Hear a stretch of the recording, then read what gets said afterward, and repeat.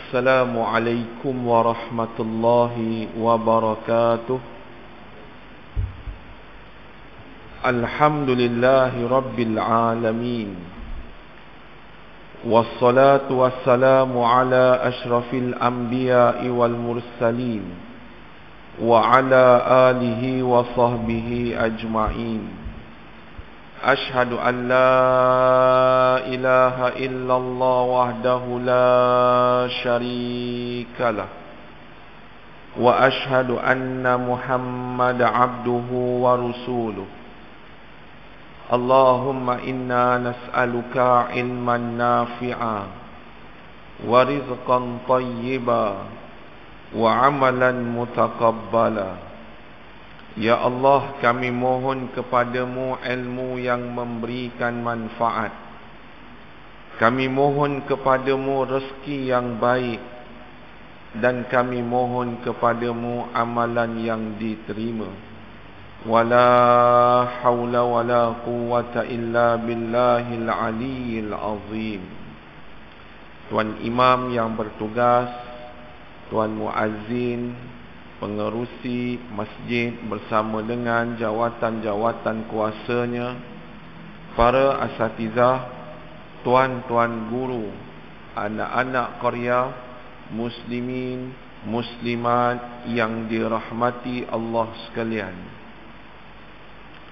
Alhamdulillah, pada malam ni kita dapat sekali lagi berhimpun di dalam rumah Allah Azza wa Jal, dalam perkiraan kita untuk mengupas perkataan ataupun hadis-hadis Nabi sallallahu alaihi wasallam, dan dalam masa yang sama kita selitkan juga tadabbur beberapa potong daripada ayat-ayat Al-Quranul Karim.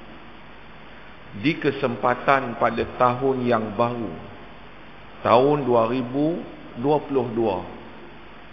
kita telah beranjak tempoh dengan maksud kata Al-Imam Hasan Al-Basri, innama nahnul ayyam, sesungguhnya kita adalah bilahan-bilahan hari. Apabila satu hari habis, bermakna habislah kehidupan kita satu hari. Maka sepanjang dengan habisnya kehidupan kita, mudah-mudahan Allah Azza wa Jal akan memberikan kekuatan untuk terus melakukan amalan-amalan saleh ataupun kebajikan-kebajikan yang baik. Sepotong nasihat daripada Dr. Ahmad Isa Al-Mu'sirawi hafizahullah. Dia menyebut tentang hal yang ada kaitan dengan kehidupan kita seharian. Nasihatnya mudah-mudahan menjentik hati. Katanya, ammatun nas humul ladzi la yastayqizuna lil fajr.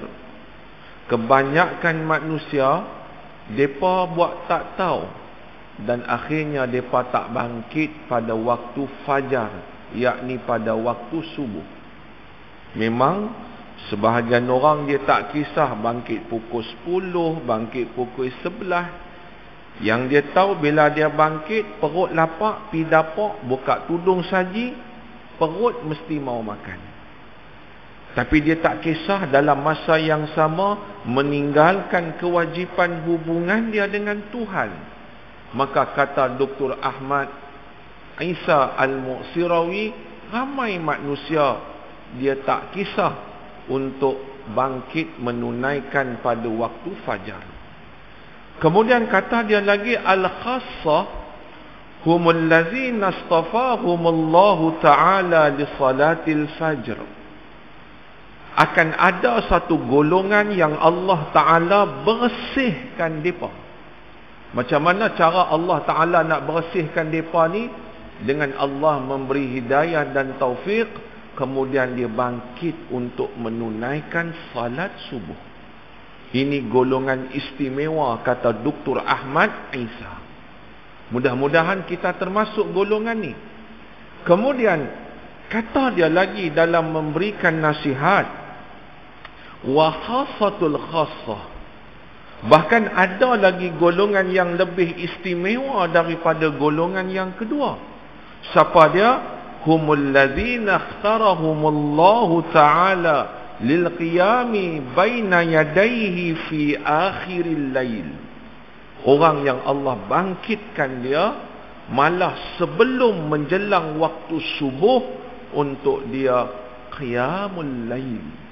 Ini golongan yang paling istimewa, kata Dr. Ahmad Isa. Iza lam takun min haula'i wala haula'i faraji' nafsak.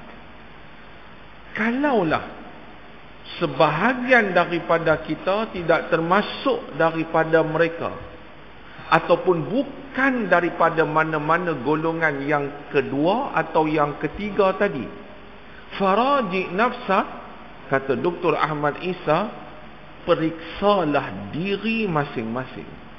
Koreksilah diri masing-masing. Tengoklah dalam diri masing-masing. Limadha lam yakhtirakallahu ta'ala, pasal apa Allah tak memilih dirimu untuk berada pada golongan yang kedua atau golongan yang ketiga. Tuan-tuan yang dirahmati Allah sekalian, al-jawab, jawapannya, kata Dr. Ahmad Isa, fal hirman yakunu bisababiz zamb. Allah halang adalah kerana dengan dosa. Dosa itu menghalang untuk kita bangkit waktu subuh. Tuan-tuan, kata dia lagi, wal ata'u yakunu ba'da taubah. Adapun pengurniaan Allah nak bagi pada satu-satu orang untuk dia bangkit, untuk dia beribadah, adalah selepas satu-satu orang dikurniakan dengan taubat. Hadirin mukminin yang dirahmati Allah sekalian, mudah-mudahan kita beranjak dengan tahun baru. Dalam bulan hijrah, kita berada pada bulan Jumadil Akhir. Lepas Jumadil Akhir, Rajab. Lepas Rajab, Sya'ban. Lepas Sya'ban, Ramadan.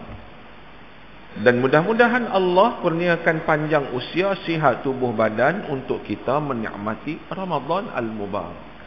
Tuan-tuan yang dirahmati Allah sekalian, pada malam ni kita sambung lagi hadis yang ke-76. Hadis yang ke-76. Buku edisi lama 345. Ini edisi lama. Edisi baru yang ada pada tangan tuan-tuan. Berlindung dari perkara yang merungsingkan.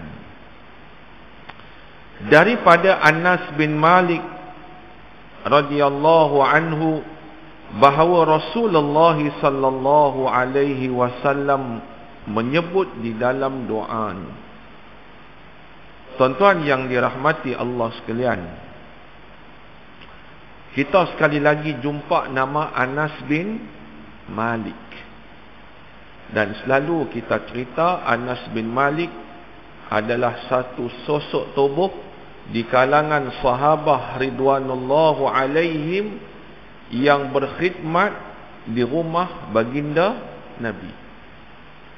Sehingga Ummu Sulaim, iaitu mak kepada Anas bin Malik, baru-baru sampai Nabi ketika hijrah, kata Ummu Sulaim, ya Rasulullah, innahu lam yabqa rajulun walam ra'atun fil ansar illa qad athafaka bitukhfah.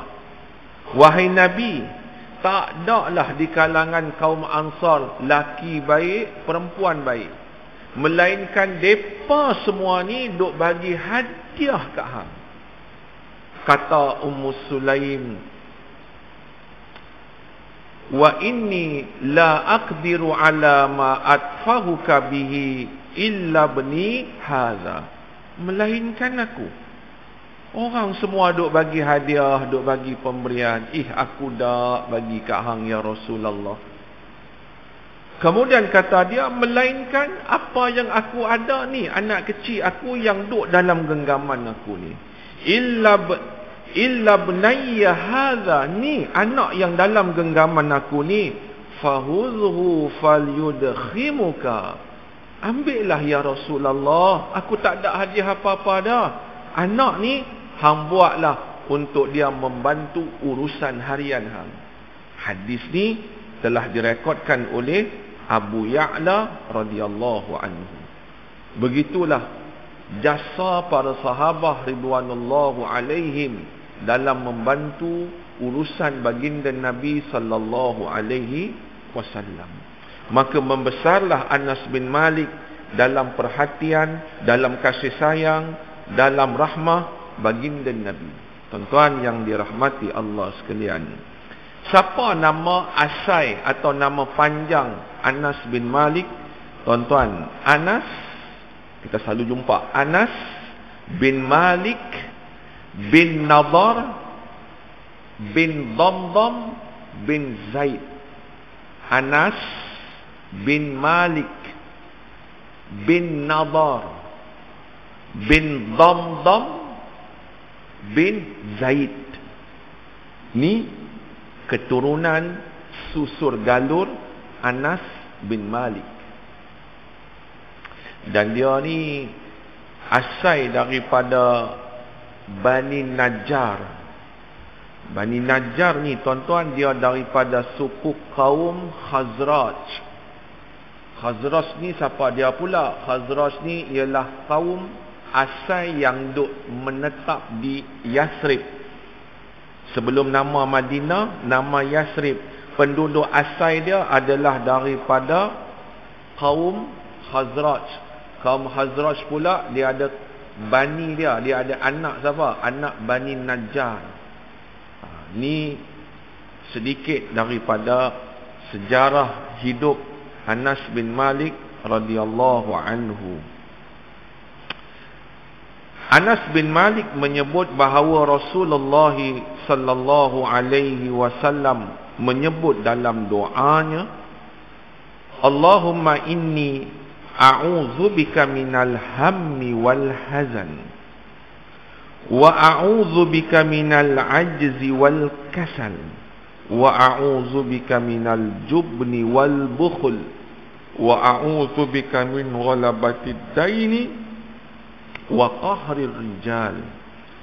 Kata Nabi, ya Allah, aku berlindung kepadamu daripada gelisah dan juga sedih. Wa a'udzubika minal ajzi wal kasal, aku berlindung kepadamu daripada ajaz, maksudnya lemah, longlai, lesu, wal kasal maksudnya malah.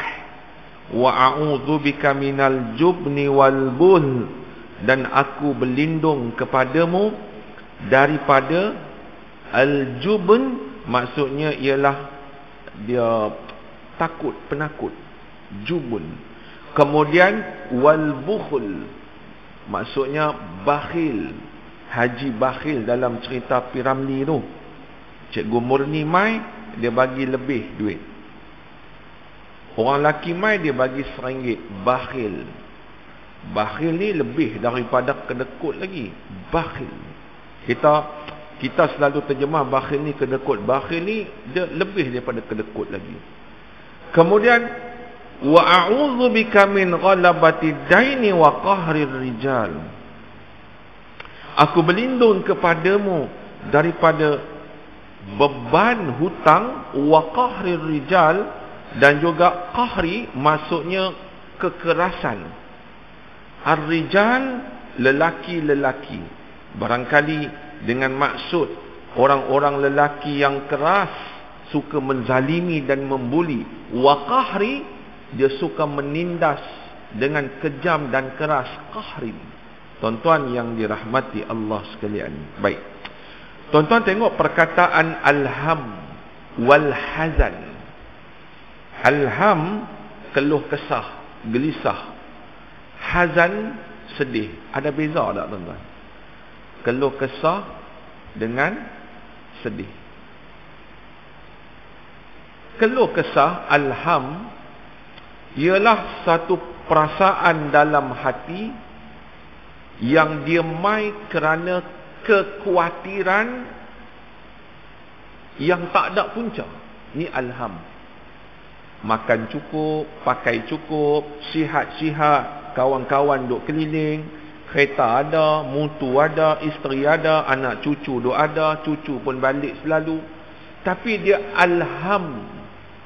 Dia rasa hati dia ni, kalau orang kampung Gajah kata satu istilah orang Perak kawasan hulu, dia akan kata libang libu. Kata orang Perak libang libu, dia macam gelisah, dia macam tak senang duduk, padahal dia sihat, padahal dia kenyang, padahal semua okey. Alham. Kekhawatiran yang tak tahu mana punca. Tuan-tuan pernah tak berlaku dalam hidup? Kadang-kadang ada orang dia tak boleh nak lena malam, padahal tak ada apa, kerja okey, anak okey, isteri okey, dalam rumah okey, tapi Allah Ta'ala campakkan dalam hatinya alham. Ni alham. Ada beza tak dengan al-hazan? Al-hazan sedih. Lebih kurang je, keluh kesah dan sedih, tak beza. Al-hazan ialah perkataan sedih yang merujuk kepada sedihnya itu disebabkan kehilangan sesuatu. Hazan. Sebab itu ketika mana baginda Nabi sallallahu alaihi wasallam bersama dengan Abu Bakar As-Siddiq radhiyallahu anhu bersembunyi ketika mana berhijrah, Abu Bakar bimbang. Kemudian Quran menceritakan kata Nabi, la tahzan innallaha ma'ana. Jangan hang sedih. Pasal apa sedih? Kehilangan ketenangan dan kehilangan kebebasan yang kita terpaksa bersembunyi di dalam gua. Maka kata Nabi, la tahzan, jangan hang sedih kerana kehilangan ini. Innallaha ma'ana, sesungguhnya Allah bersama dengan kita. Tuan-tuan yang dirahmati Allah sekalian, sebab daripada itu tuan-tuan, perkataan alham dan perkataan al-hazan kita boleh simpulkan sebagaimana penulis menyebut benda-benda yang merungsingkan. Baik, rupa-rupanya tuan-tuan, Al-Imam An-Nawawi rahimahullah dalam bukunya yang bertajuk At-Tibyan fi Adab Hamalatil Quran, At-Tibyan fi Adab Hamalatil Quran, dia ada tulis apa cara dan apa petua untuk mengubati satu orang yang sedih, satu orang yang keluh kesah. Dia bagi tips dan dia bagi petua. Imam Nawawi rahimahullah, dia ni meninggal tahun 676 Hijriah. Antara yang dia sebut, pertama sekali satu orang yang nak menghilangkan dalam diri dia perasaan sedih, ialah dengan dia mentadabbur Quranul Karim. Dia tadabbur. Apa beza baca dengan tadabbur? Beza. Baca. Tetapi tadabbur, dia menghayati makna-makna Quran dan mengaitkan dengan diri dan kehidupan dia. Ini tadabbur. Dia renung ayat Quran tersebut. Satu orang yang mentadabbur ayat-ayat Quran, maka dia akan menjumpai hakikat kehidupan. Tuan-tuan, baru-baru ni saya ada kesempatan sikit bersama dengan kawan-kawan, termasuk cikgu-cikgu, pi untuk bantu mangsa-mangsa banjir. Kami pi di Selangor. Kami ingat di Selangor ni dahsyat dah. Rupa-rupanya minggu lepas kami pi ke Pahang. Pahang lagi maha dahsyat. Bila tengok suasana dan keadaan ni tuan-tuan, saya teringat satu ayat Quranul Karim. Kalau tuan-tuan boleh semak dan tuan-tuan boleh tengok dalam surah Al-An'am ayat yang ke-42. Rupa-rupanya tuan-tuan, bila kita mentadabbur ayat Quran, apa sebab Allah Ta'ala ni uji kita? Uji saya, uji Tuan Imam, uji Tuan Bilal, uji Tuan Pengurusi, uji semua kita. Pasal apa? Allah memberi beberapa jawapan daripada Al-Quran, antara lain dalam surah Al-An'am ayat 42, walaqad arsalna ila umamin min qablika fa'akhadnahum bil ba'sa'i wad-dharra'i la'allahum yatadarra'un. Ayat ni kita selalu jumpa bila baca Quran. Malah kalau Ramadan mungkin 2-3 kali khatam, 2-3 kali kita baca. Tapi kalau kita baca dengan tadabbur dan renung, duduk pula dalam suasana kena uji, tuan-tuan teriak kita. Allah Ta'ala kata, telah kami utuskan Rasul-Rasul sebelum, telah kami utuskan, walaqad arsalna ila umamin min qablika, telah kami utuskan umat-umat sebelum kamu, yakni Allah telah mengutuskan Rasul-Rasul kepada umat-umat sebelumnya, lalu mereka itu ingkar dan mereka itu bantah. Mereka itu menolak pelawaan dan dakwah para anbiya dan para rasul. Fa'akhazna bil ba'sa'i wad-dharra' la'allahum yatadarra'un. Allah kenakan kepada mereka di kalangan umat yang mai sebelum kita bil ba'sa. Apa maksud ba'sa? Ba'sa maksudnya ialah sempit hidup, rasa tak pernah dengan cukup.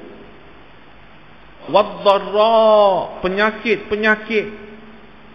Pasal apa Allah Ta'ala bagi ujian-ujian yang macam ni?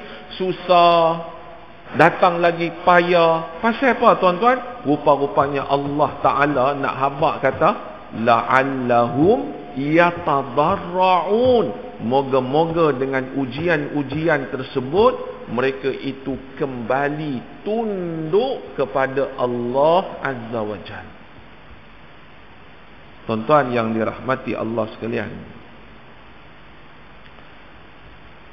di Pahang tuan-tuan, kami pergi satu daerah nama dia Chenung.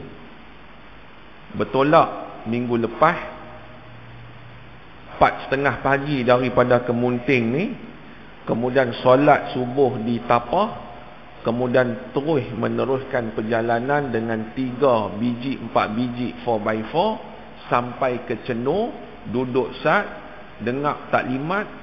PIC kata untuk tuan-tuan yang mai daripada Perak ni, kita akan bawa satu kampung. Nama kampung ni ialah Kampung Pantai Chenung. Lepas minum teh sikit tuan-tuan, kemudian bergerak sampai di Kampung Pantai Chenung ni tuan-tuan. Nak masuk kampung tu, subhanallah, air masih bergenang lagi. Tuan-tuan tahu, antara yakin tak yakin, nak pi ke tak? Kalau kita pi ni tenggelam sekejap lagi. Tapi penduduk situ kata dak, air boleh lepas kalau kita naik 4x4 ni. Akhirnya naik. Tuan-tuan, kereta depan Hilux pi, tengok dulu macam nak lepas. Kata penduduk situ, tuan-tuan semua jangan pi belah kiri, kanan saja. Pasal apa? Kiri tu parit. Pasal apa tak nampak? Air ada sebiji macam teh tarik nalerka. Tak nampak apa-apa. Randuk air banjir ni tuan-tuan, masuk dalam Ford Ranger. Tuan-tuan bayang punya tinggi. Itu dah beberapa hari tuan-tuan. Maksudnya air tu air bertenang, air yang tak pi mana-mana. Randuk tuan-tuan. Kereta depan berhenti. Sudah, kita pun berhenti. Sudah, tak balik kita ni. Dia tengok dia terus, kita pun terus. Akhirnya sampai di tebing. Buka-buka pintu tu, dia ayak turun. Kalau kereta Kia saya, tuan-tuan, hanyut tak tahu ke mana Sungai Pahang. Tuan-tuan, sampai di situ, tuan-tuan, satu hari pula macam mana kita nak agihkan barang-barang. Barang-barang ni, tuan-tuan, barang-barang yang mai daripada jemaah-jemaah daripada surau, daripada masjid-masjid, jemaah bagi duit, jemaah bagi barang, ada pusat khidmat bagi, kami ambil, kami bawa. Ada satu jemaah di Masjid Kurnia Jaya, dia bagi 30 kampit beras, 30 kampit gula. Duit-duit yang orang bagi ni, tuan-tuan, kami belikan semua barang-barang keperluan, termasuklah alat-alat mandi, termasuklah toto. Satu hari pula, macam mana nak pi bawa ni? Ada satu orang tua, dia kenalkan diri dia, nama dia Pak Akuk. Rupanya dia ni pemilik atau pengasas kepada satu pusat tahfiz di kampung tersebut. Dia berjalan, tuan-tuan, guna tongkat umur 60 ke 70. Jalan, tuan-tuan. Dia kata, terima kasihlah hampa semua ni mai nak bantu kami. Kami ni gelombang kedua. Lepas gelombang pertama dah surut, orang mai ramai daripada Johor, daripada Melaka, daripada Merata lah, dah cuci siap. Gelombang kedua, hujan ayak daripada hulu, laju naik di hilir. Tuan-tuan, naik macam kali pertama. Ya Allah, sianlah, tuan-tuan. Bila tengok keadaan ni, tuan-tuan, teringat Al-An'am ayat yang ke-42. Pak Akub ni kata, tak apa, kami bawa sampan. Bawa sampan, naikkan semua barang-barang dalam sampan, kayu pelan-pelan, pergi satu rumah bagi. Subhanallah. Ada satu makcik duduk di tangga. Bagi. Makcik ni tak dapat. Dia berbunyi tak mulut? Dah. Dia tak kata, saya tak dapat lagi, bagi ke orang lain saja. Macam mana yang boleh bagi kat dia? Jiran yang lain tu duk habaq kat kami, tuan, ni makcik ni kesian, dia tak dapat lagi. Saya tak apa, dia kata bagi orang lain dulu. Allah, bagus sungguh. Subhanallah. Sebab itu, tuan-tuan, rupa-rupanya Allah Ta'ala ni mau kita ni sebagai manusia yatadarraun, yakni tunduk kepada Allah Ta'ala, meninggalkan segala kedudukan kita.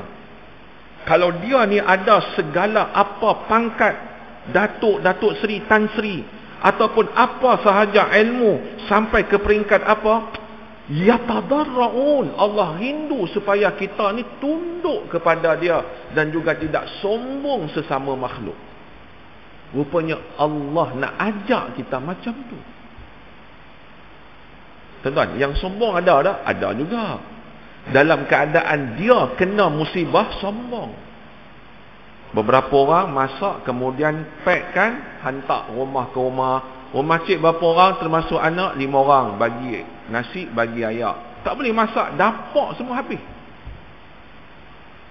Kemudian tengok, satu rumah kata, ni makan apa ni? Pagi ni kami bawa nasi lemak lah, ada telur mata, kemudian ayak ni. Nasi lemak tak mau ayam ada ayam. Tu dia hai. Yang macam tu pun ada. Macam-macam. Hadirin mukminin yang dirahmati Allah sekalian. Rupa-rupanya juga, tuan-tuan, bila kita mentadabbur Quranul Karim, Allah Ta'ala ni melalui lisan Nabi sallallahu alaihi wasallam menyebut inna azimal jazai ma'a azimal balai.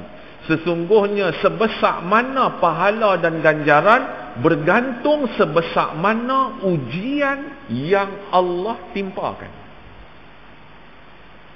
Tuan-tuan sakit kaki, kena go out, Daud, tak boleh berjalan.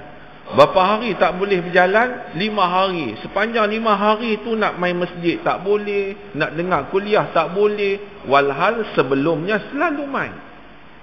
Besar dah ujian ni, besar juga pahala. Bahkan di dalam hadis riwayat daripada Imam Ahmad, Satu orang yang Allah Ta'ala uji dia, pahala dia itu tuan-tuan sama macam dia sihat walaupun dia sakit. Kata Allah kepada malaikat yang mencatat amalan, tuliskan pahala sebagaimana dia sakit yang dulu dia sentiasa melakukan kebaikan. Allahu Akbar. Ujian. Dan dalam hadis yang sama, kata Allah dalam hadis qudsi, apabila dia uji satu hamba, abdan min ibadil mu'minin, dia uji satu hamba di kalangan hamba-hamba mukmin, fahamidani wa sabara, dia puji pula Allah. Oh, yang ni kita tak berapa nak faham. Macam mana satu orang yang kena dengan ujian tiba-tiba puji Allah? Tuan-tuan keluar daripada masjid habis kuliah, ibu-ibu keluar daripada masjid habis kuliah, tengok selipar hak baru beli hilang. Dah sorok dah. Satu kat pasu bunga belah kanan, satu dalam pasu bunga sebelah kiri. Hilang juga. Rupa-rupanya tuan-tuan, siapa yang kena uji, tak kira besar, tak kira kecil, fahamidani, dia puji Allah Ta'ala. Tuan-tuan tahu macam mana nak puji Allah? Dalam hadis yang lain, Nabi habaq, alhamdulillah ala kulli hal. Satu-satu benda yang kita dengar tak suka, satu-satu benda yang menimpa kita, benda yang kita tak suka, alhamdulillah ala kulli hal.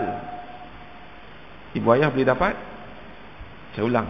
Alhamdulillah ala kulli hal. Segala puji bagi Allah atas setiap keadaan. Hilang kasut, hilang selipar, alhamdulillah ala kulli hal. Hadirin mukminin yang dirahmati Allah sekalian, besar mana ujian yang menimpa dia, sebesar itu pahala Allah Ta'ala nak bagi. Allah Ta'ala, Nabi kata, wa innallaha iza ahabba qauman, apabila Allah sayang pada satu-satu kaum, sayang pada satu-satu golongan, sayang pada satu-satu ahli qaryah, sayang pada satu-satu individu, abtalahum, Allah uji mereka. Rupa-rupanya tanda Allah sayang adalah dengan Allah menimpakan ujian. Faman radiya falahu ridha, siapa yang redha dengan ujian, maka Allah redha kepadanya. Faman sakhita falahu sakhat, siapa yang marah-marah dengan ujian, maka dia akan dimurkai oleh Allah Ta'ala. Hadis riwayat daripada Ibnu Majah. Selangor ni tuan-tuan, minggu sebelum kami pi, lokasi pertama kami pi satu kampung namanya Kampung Kebun Bunga Batu Tiga Shah Alam. Masuk dalam tu tuan-tuan tahu warna dinding, warna pokok, warna lumpur. Jadi kami tanya satu pegawai MBSA, Majlis Bandaran Shah Alam, yang duduk berkawal kat situ. Kami tanya, cik, ni kampung ni ayak sampai mana? Kemudian dia kata, cik dari mana? Kami dari Kemunting, sebahagian dari Ipoh, yang ni daripada Teluk Intan. Oh, cik nampak ada atas bumbung tu ada tudung saji, ada basikal. Nampak? Itulah ayak dia sampai situ. Tu dia. Ya Allah tuan-tuan. Ni yang banyak-banyak longgok-longgok peti air, sofa depan-depan ni pasal apa tak habis-habis? Dia kata, cik, kami ni dah 4-5 hari buat kerja ni, barang yang kami nak angkut buang ni macam tak luar. Sampah tuan-tuan, ya Allah. Kita pun ada masalah tuan-tuan, MPT pasal apa tak kutip sampah, tak tahu. Tuan-tuan, mungkin bahagian di kampung ni mungkin tak ada lah. Tapi di bahagian taman-taman ni sampai busuk sampah. Masalah apa? Tak tahu. MPT cukai bayar juga. Tak bayar cukai dia marah. Kita telefon tak angkat. Masalah. Jadi sampah ni banyak tuan-tuan. Lepas tu kami turunkan barang-barang ni di rumah Tok Ketua. Lepas tu Tok Ketua, barang-barang tu pun tuan-tuan semua jemaah bagi. Bagi duit kami belikan. Lepas kami belikan, kami tangkap gambar, bagi kat jemaah, ni kami beli. Tak ada nak masuk-masuk poket, tak ada 10% ke 30% ke, tak ada. Semua beli barang. Tuan-tuan yang dirahmati Allah sekalian, kata Tok Ketua, boleh tak kalau ada lapang kita pi ke surau nak cuci surau? Wah, boleh sebab pagi lagi pi ke surau. Tuan-tuan, surau dia ni bawah daripada rumah penduduk dia, tanah dia rendah sikit. Hadirin mukminin, kemudian tuan-tuan, bila kami pi tu tuan-tuan, batch pertama sukarelawan yang pi tu, dia kata masa pi mula-mula tu, ni dewan solat ni tuan-tuan, berenang-renang ikan talapia. Tuan-tuan bayangkan, bawa jala. Tuan-tuan bayang tengok macam mana musibah yang menimpa mereka. Tapi kami pergi tu dah tak ada lah, orang dah cuci banyak kali. Pun macam tu sampai 3:30 petang, tak habis lagi kami cuci ni tuan-tuan. Janjinya ada orang nak hantar makanan sampai 3:30, ketak perut. Pasal apa tak hantar makanan? Dia pun tak ada, duk urus macam-macam ni. Ui, ketak perut tuan-tuan, dari pagi sampai 3:30 duk mencuci dengan water jet apa semua, tak makan. Ya Allah tuan-tuan, saya teringat sungguh-sungguh ayat daripada Al-An'am, ayat yang ke-42 yang saya bacakan tadi. Tanda Allah Ta'ala sayang. Rupa-rupanya juga Nabi sallallahu alaihi wasallam kata, "Iza aradallahu bi'abdihil khaira ajjala lahul 'uqubah fid dunya." Kalaulah Allah sayang pada satu-satu kaum, tanda dia Allah Ta'ala akan segerakan ujian untuk dia semasa dia hidup lagi di atas muka bumi. Sementara dia hidup, sementara dia bernafas, Allah uji dia. Ini tanda Allah nak berikan kebaikan. Satu-satu orang, tanda dia mendapat keburukan, Allah tangguh ujian untuk dia di dunia.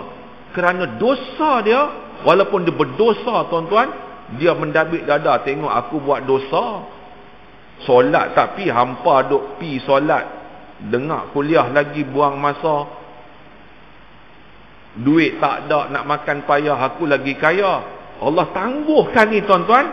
Rupa-rupanya ini tanda keburukan.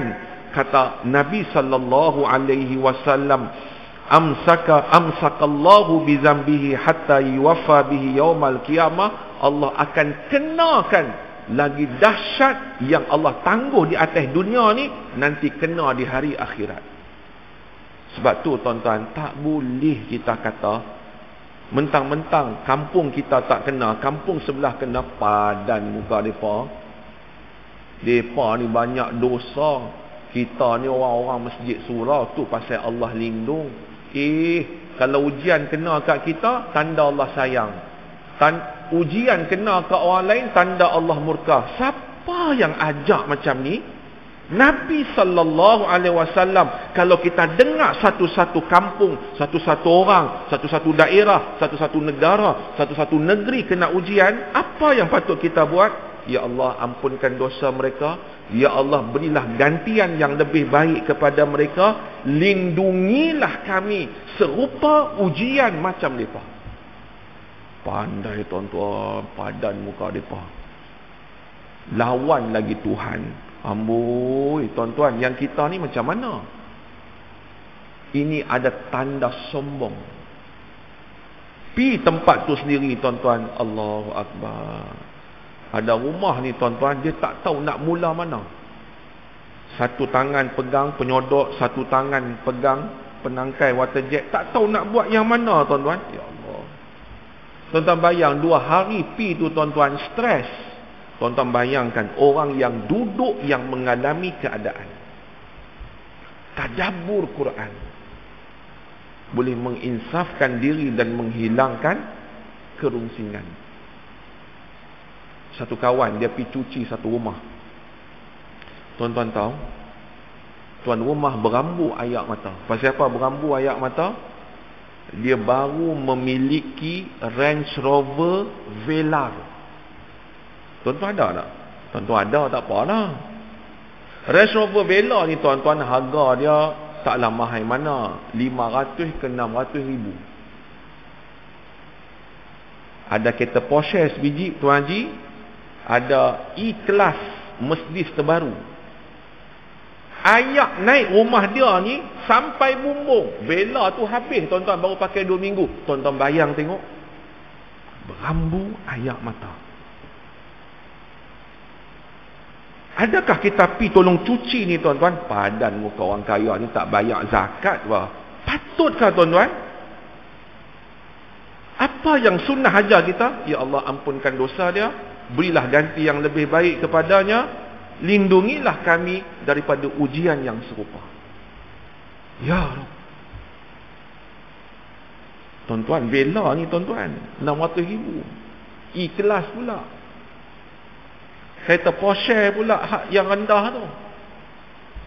Tuan-tuan baca keluhan-keluhan ramai orang, pemilik kereta. Ada yang baru semalam ambil Alza, plastik tak buka lagi, duduk di rumah, ayak naik. Ya Allah. Ujian tak? Ujian. Baik.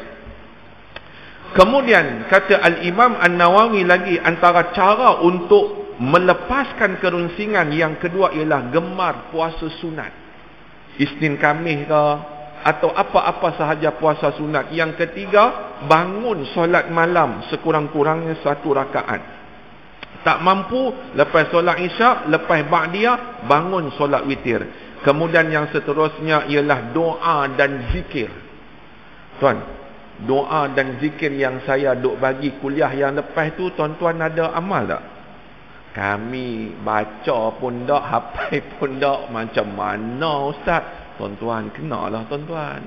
Allahumma inni a'udzubika min jahdil bala wa darakis syaqa wa su'il qada wa syamatatil a'da. Demi Allah, tuan-tuan perlukan doa ni. Ya Allah, aku berlindung kepadamu daripada beratnya ujian. Tuan-tuan, tak habis lagi Omicron, tiba-tiba satu penemuan Delta kahwin dengan Omicron jadi Deltacron. Tuan-tuan tahu, seminggu 2 lepas di Hospital Taiping ada 7 kes Omicron. Semua daripada 7 kes Omicron dikatakan daripada jemaah yang balik umrah. Sebab tu melalui Kementerian Kesihatan, KJ buat keputusan umrah sejak 8 Januari tangguh. Betul tak dia punya tindakan tu? Kalau saya secara peribadi, saya setuju. Rupanya dalam siasatan ada yang pi tu bagi surat palsu tentang vaksin. Satu hal. Sebab tu tuan-tuan, saja bincang-bincang dengan kawan-kawan, apa kata kita cadangkan dekat Jabatan Agama. Tuan-tuan tengok khutbah yang lepas punya bagus. Tanya kepada Jabatan Agama, bercakap tentang korupsi, rasuah. Apa kata tuan-tuan dalam doa ketika khutbah? Ya Allah, laknatlah mereka yang merasuah dan menerima rasuah. Apa macam tuan-tuan? Doa laknat kepada orang yang menerima rasuah dan memberi rasuah. Hadirin mukminin, sebab itu kita bimbang. Jahdil bala maksudnya ialah beratnya ujian. Kemudian kita sebut wadarakis syaqa wasu'il qada. Takdir yang buruk, kita nak pergi kepada takdir yang baik. Kesengsaraan dalam diri kita, dan akhirnya kita tak mau. Allah Ta'ala, saat kita jatuh, saat kita sempit, orang tengok, orang seronok. Tuan-tuan, hafailah saya merayu pada tuan-tuan doa. Doa ni saya ingat saya dah bagi kot tuan-tuan. Ke belum masjid ni ya? Dah ke belum tuan? Dah. Tuan-tuan kena hafal ni.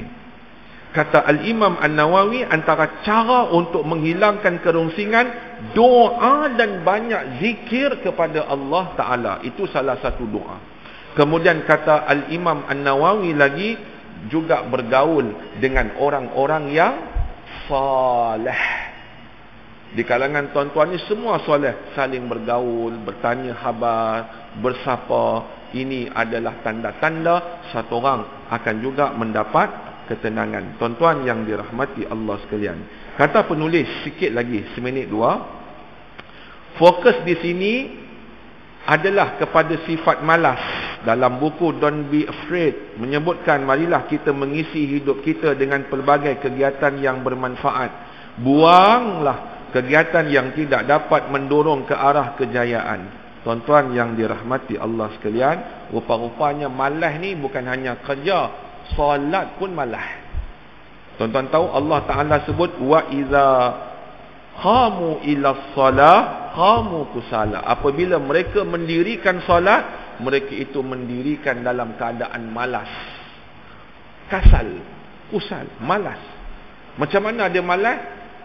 Kata Al-Imam Qurtubi, Al-Imam Tabari rahimahullah, li'annahum ghairu muqinina bima'adin wala sawabin wala iqabin. Mereka ni tak yakin dengan adanya ganjaran atau adanya balasan nanti di hari akhirat kalau dia solat tu sungguh-sungguh. Mereka buat ni sekadar supaya orang tengok, dia pun solat, melepaskan hanya macam tu je, bukan kerana hati untuk Tuhan. Kusala, dia buat malam-malam, tuan-tuan. Kusala. Allah Ta'ala suruh kita berlindung melalui lidah Nabi. Allahumma inni a'udzubika minal hammi wal hazan wa a'udzubika minal ajzi wal kasal. Ajzi ni, tuan-tuan, ajzi ni dia ni memang tak ada kemampuan, lemah lesu. Kasal ni malas. Dalam bahasa Arab, maksud dia ialah dia ada kemampuan tapi memang tak mau buat. Malas lagu. Dia ada kemampuan, sihat-sihat, badan okey, tapi malas. Ini nama dia kasal. Al-ajzi ni memang dia tak ada kemampuan. Kaki dia ke, tenaga dia ke, al-ajzi. Jadi kita minta Allah lindung daripada al-ajzi, lemah, dan juga kasal. Wallahu ta'ala a'lam bisawab. Mudah-mudahan ada kebaikan daripada kita membicarakan berkaitan hadis yang ke-76. InsyaAllah tuan-tuan, hari esok kalau tak ada apa-apa, lepas solat Jumaat, kami cadang-cadang nak pi ke Jelebu. Jelebu baru banjir. Jadi tanya dengan orang sana, memang mereka memerlukan banyak barang. Jadi insyaAllah kami bercadang nak pi ke Jelebu. Termasuk dengan beberapa orang veteran-veteran tentera juga nak membantu. Alhamdulillah. Kita tak boleh buat apa tuan-tuan, kita bantu sekadar mana yang mampu. Mudah-mudahan tuan-tuan doakan, dan mudah-mudahan duit-duit yang ada orang bagi, termasuk ada satu orang dia kata, saya duit tak ada Ustaz, pasal Ustaz tak habaq awal, ni ada 5 kupang ya. 5 kupang tak payahlah Pak Haji. Selagi Pak Haji nak singgah di kedai nak beli rokok, rokok tak payah, minggu depan boleh. Jadi boleh tak saya bagi 5 kupang? 5 kupang pun tak apa tuan-tuan. Itu di mana surau saya pun tak ingat. Jadi yang penting tuan-tuan, kita niat membantu dan melepaskan kesulitan orang lain. Tuan-tuan beriman dengan hadis, Allah akan melepaskan kesulitan kita di hari akhirat kelak. Wallahu a'lam. A'udzubillahi minasyaitonir rajim. Allahumma ij'al jam'ana hadza jam'an marhuma wa tafarruqan min ba'dihi tafarruqan ma'suma. Wa sallallahu ala sayidina Muhammadin wa ala alihi wa sahbihi wa sallam. Walhamdulillahi rabbil alamin. Taqabbalallahu minkum. Assalamu alaikum warahmatullahi